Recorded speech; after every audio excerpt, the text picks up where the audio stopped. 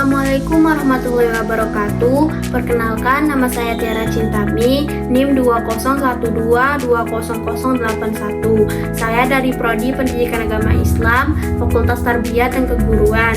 Di sini saya akan membuat video pembelajaran untuk memenuhi ujian tengah semester dengan mata kuliah Ushul Fikih 2 dan dosen pengampu Rina Juliana MPDI. Assalamualaikum warahmatullahi wabarakatuh. Selamat datang di video pembelajaran Ushul Fikih 2. Di sini kita akan membahas tentang lafaz dari segi kejelasannya, artinya nas. Jadi, nas dalam bahasa berarti raf'ul al-say atau munculnya sesuatu yang tampak.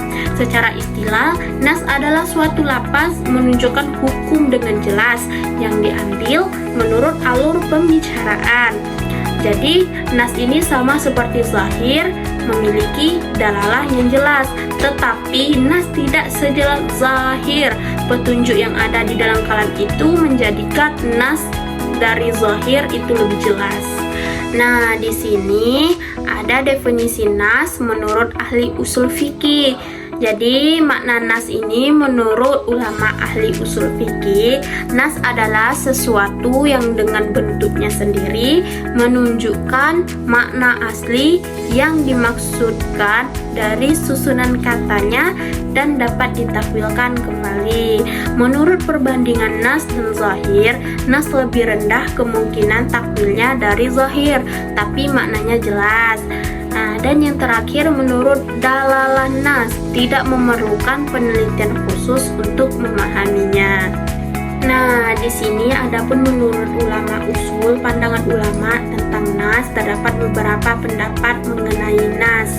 Yang pertama, ulama Hanafiyah, yaitu nas lafaz yang maknanya hanya bisa satu tanpa pilihan lain, yang berbunyi al-nas huwa al-lafzul ladzi ma'nahu bi nafsihi min ghairi ihtimalin, yang artinya al-nas adalah lafaz yang maknanya didapatkan dari lafaz itu sendiri tanpa ada kemungkinan lain.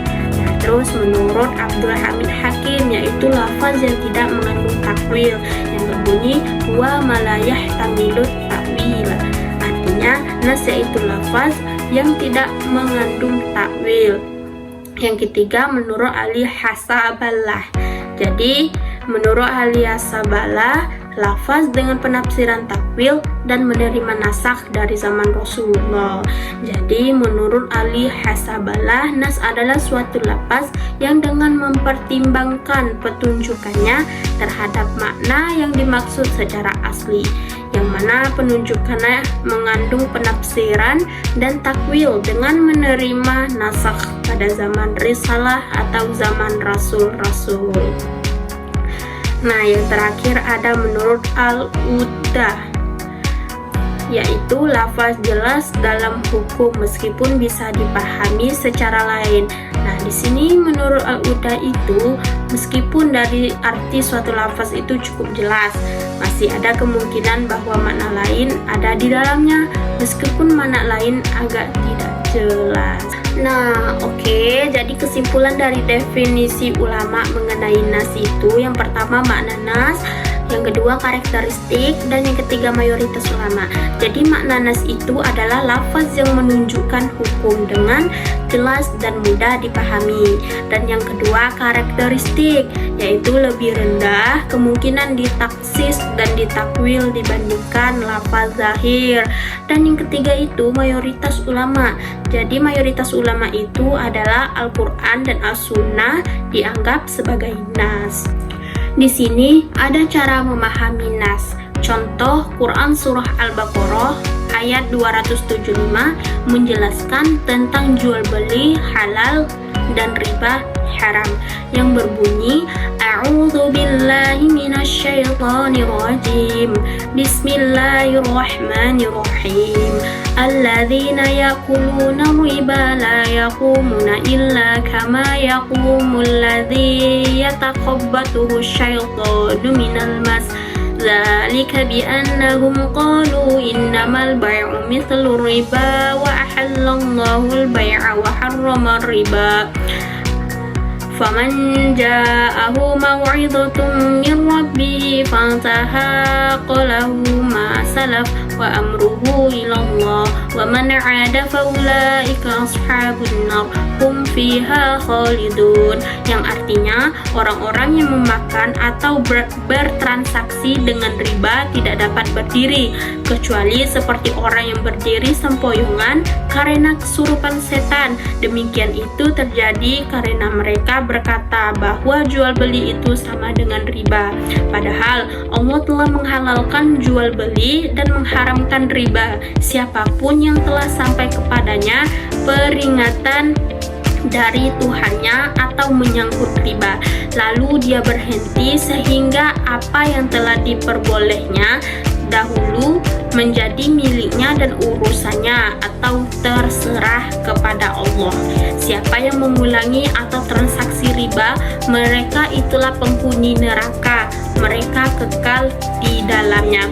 Jadi ayat ini tersebut awalnya ditulis untuk menghilangkan persamaan antara riba dan jual beli, menentangkan keyakinan orang-orang kafir bahwa jual beli sama dengan riba. Nah, jadi menurut ayat ini nas lebih jelas dibandingkan zahir karena makna diterima langsung. Nah, mudahkan pemahaman hukum secara tepat dan jelas. Nah, oke, kita lanjut lagi hukum mengamalkan lafaz nas. Yang pertama ada kebutuhan hukum, prioritas nas, perbedaan dengan zahir. Yang pertama kepatuhan hukum. Jadi lafaz nas harus dipatuhi kecuali ada bukti nasakh atau takwil. Terus yang kedua ada prioritas nas. Jika bertentangan dengan zahir, nas lebih didahulukan. Yang terakhir ada perbedaan dengan zahir. Takwil atau nasakh pada nas lebih jarang terjadi daripada zahir. Oke, kita lanjut persamaan, perbedaan, dan pertentangan antara nas dan zahir. Yang pertama ada persamaannya, dan yang kedua perbedaan, dan yang ketiga ada pertentangan. Jadi pertentangannya, keduanya memiliki hukum wajib dan bisa ditafsir, takwil, atau nasakh. Jadi persamaannya itu ada dua. Keduanya memiliki hukum yang wajib pertama, dan yang keduanya dapat ditafsir, takwil, dan dinasahkan. Yang kedua itu ada perbedaan. Jadi perbedaan nas maknanya lebih jelas dan penggunaannya taksis, takwil lebih jarang. Nah, jadi maksudnya perbedaan antara lafaz zahir dan nas itu ada dua. Jadi yang pertama ditaksis, takwil, dan dinasakh lebih sering digunakan pada lafaz nas daripada lafaz zahir. Dan yang kedua, makna nas merupakan makna utama dari setiap kalimat dan maknanya lebih jelas dibandingkan dengan makna zahir. Terus yang ketiga, jika ada masalah antara lafaz zahir dan lafaz nas didahulukan. Terus yang terakhir ada tentang pertentangan zahir dan nas. Jadi nas didahulukan jika bertentangan dengan zahir, maksudnya pertentangan antara zahir dan nas ini di dalam Al-Quran tentang pembatasan menikahi wanita. Apakah ada pembatasannya atau dibatasi 4 orang saja atau tanpa ada batasan. Terus ada contohnya pembatasan menikahi wanita dalam Quran Surah An-Nisa ayat 3 dan 24.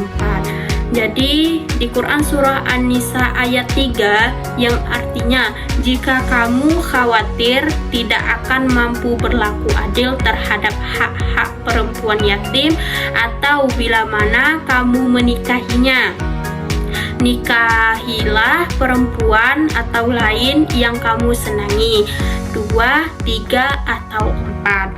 Akan tetapi, jika kamu khawatir tidak akan mampu berlaku adil atau menikah seorang saja atau hamba sahaya perempuan yang kamu miliki, yang demikian itu lebih dekat untuk tidak berbuat zalim.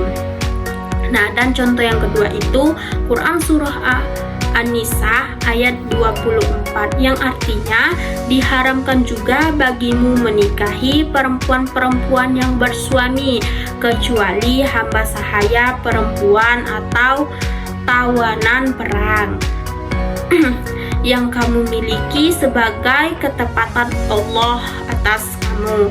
Dilalah bagi kamu selain perempuan-perempuan yang demikian itu, yakni kamu mencari atau istri dengan hartamu mahar untuk menikahi, bukan untuk berzina, karena kenikmatan yang telah kamu dapatkan dari mereka, berikanlah kepada mereka imbalannya atau mas kawinnya sebagai suatu kewajiban. Tidak ada dosa bagi kamu mengenai sesuatu yang saling kamu relakan sesudah menentukan kewajiban itu. Sesungguhnya Allah adalah Maha Mengetahui lagi Maha Bijaksana. Jadi dilalah nas ini diambil dari ayat pertama karena ia lebih daripada dilalah zahir. Dilalah nas itu diambil dari ayat kedua. Ayat pertama menunjukkan bahwa menikahi wanita boleh hanya 4 kali dan lebih dari itu adalah haram. Jadi yang terakhir itu pendapat ulama tentang tingkatan kejelasan lafaz. Jadi menurut Imam Malik itu nas qat'i, zahir, zani, nas didahulukan jika bertentangan. Maksud Imam Malik ini berpendapat bahwa keduanya dapat dijadikan hujjah, tapi lafaz nas didahulukan daripada lafaz zahir karena lafaz nas termasuk qat'i dan lafaz zahir termasuk zani. Jadi oleh karena itu terjadi pertentangan antara keduanya lafaz nas yang didahulukan. Yang kedua itu menurut ulama Hanafiyah. Jadi lafaz dibagi zahir, nas, mufassar dan muhkam berdasarkan kejelasannya. Menurut pandangan ulama Hanafiyah itu lafaz itu terdiri 4 bagian, yaitu zani, nas, mufassar dan muhkam. Mereka membagi lafaz berdasarkan tingkatan kejelasannya, mulai dari yang sederhana itu zahir, yang cukup jelas itu nas, sangat jelas mufassar, dan super jelas. Baiklah, mungkin cuman itu yang dapat saya sampaikan. Kurang dan lebihnya saya mohon maaf. Saya akhiri. Wassalamualaikum warahmatullahi wabarakatuh.